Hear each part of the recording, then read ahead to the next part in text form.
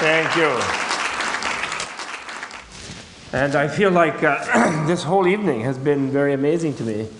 I feel like it's sort of like the Vimalakirti Sutra, an ancient work from ancient India, in which the Buddha appears at the beginning, and a whole bunch of people come to see him from the biggest city in the area of Vaishali. And they bring some sort of jeweled parasols to make an offering to him, all the young people actually from the city. The old fogies don't come because they're mad at Buddha. Because when he came to their city, he always accepts the first invitation that comes to him from whoever it is. And the local geisha, movie star sort of person, raced the elders of the city in a chariot and invited him first. So he was hanging out with the movie star. And of course they were grumbling, he's supposed to be religious and all this, and what is he doing over there at Amrapali's house with all his 500 monks and so on. They were all grumbling. And so they boycotted him, they wouldn't go and listen to him. But the young people all came, and they brought this kind of a jeweled parasol, and they put it on the ground. And as soon as they had laid all their big stack of these jeweled parasols that they used to carry in ancient India, he performed a kind of special effect, which made it into a giant planetarium, the wonder of the universe. Everyone looked in that and they saw in there the total interconnectedness of all life in all universes. And of course, in the Buddhist cosmos, there are millions and billions of planets with human life on it. And enlightened beings can see the life on all the other planets. So they don't, when they look out and they see those lights that you showed in the sky, they don't just see sort of pieces of matter burning or rocks or flames or gases exploding. They actually see landscapes and human beings and gods and dragons and serpent beings and goddesses and things like that. So he made that special effect at the beginning to get everyone to think about interconnection and interconnectedness and how everything in life was totally interconnected. And then Lele Masse, I know his other name, Lele told us about interconnection and how we're all totally interconnected here and how we've all known each other. And of course, again, in the Buddhist universe, we've already done this billions of times in many, many lifetimes in the past. And I didn't give the talk always, and Chiho didn't, and Lele didn't, and Ed didn't, and Jim didn't. You did, and we had to watch you and so forth, and we're all still trying to, I guess we're all trying to become Tedsters, if that's a modern form of enlightenment. I guess so. Because in a way, if Tedster relates to all this interconnectedness of all the computers and everything, it's the forging of a mass awareness of where everybody can really know everything that's going on everywhere in the planet.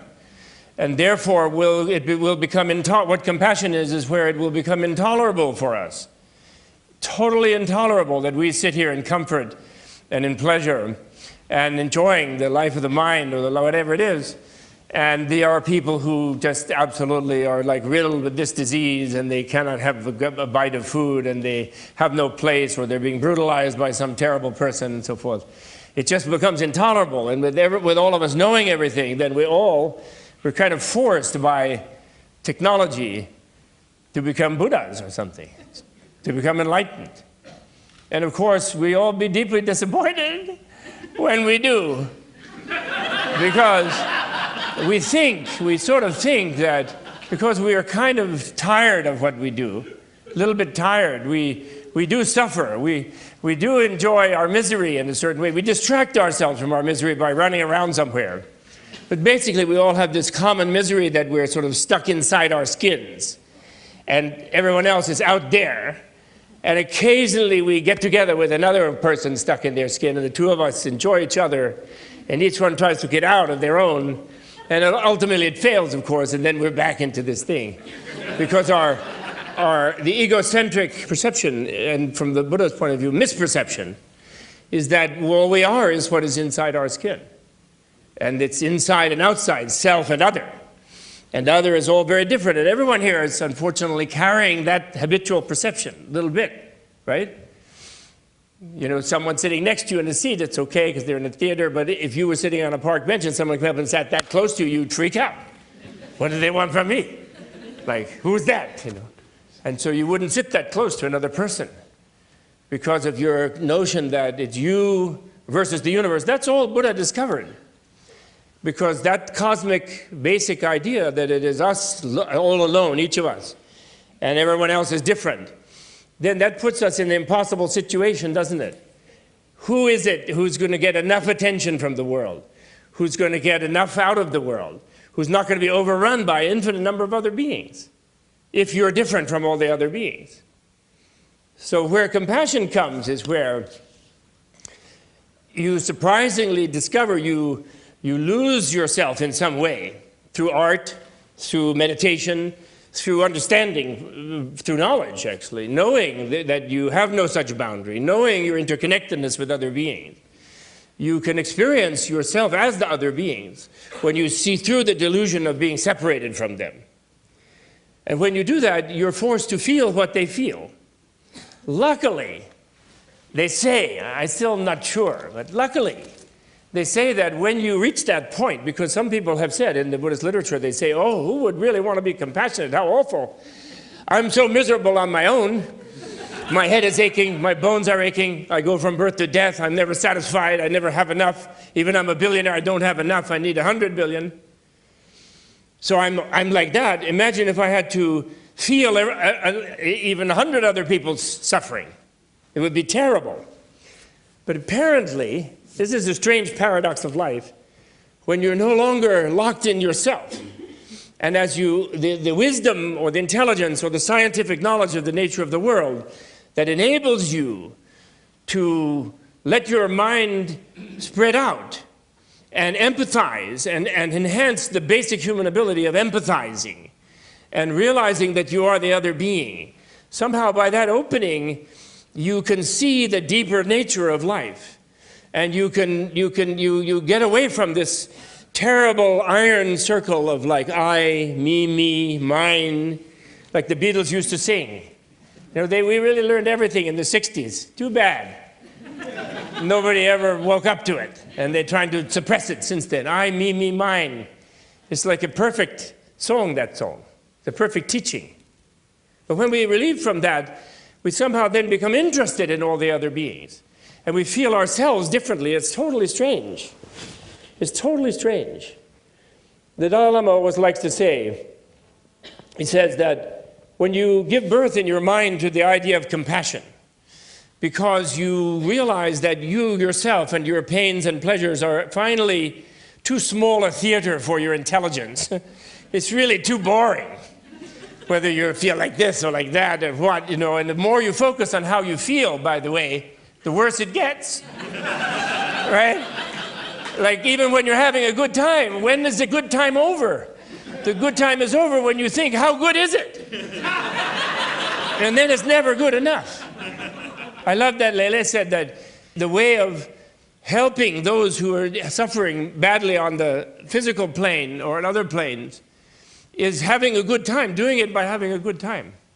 I think the Dalai Lama should have heard that. I wish he'd been in to hear it. He once told me, he looked kind of sad, and he worries very much about the haves and the have-nots. And he looked a little sad because he said, well, 100 years ago, they went and took everything away from the haves. You know, the big communist revolutions, Russia and China and so forth. They took it all away by violence. And then saying they were going to give it to everyone, and then they were even worse. And they didn't help at all. So what could possibly change this terrible gap that has opened up in the world today? And so then he looks at me, you know. So I said, well, you know, you're all in this yourself. You teach. It's generosity was all I could think of. You know, first Buddhist virtue.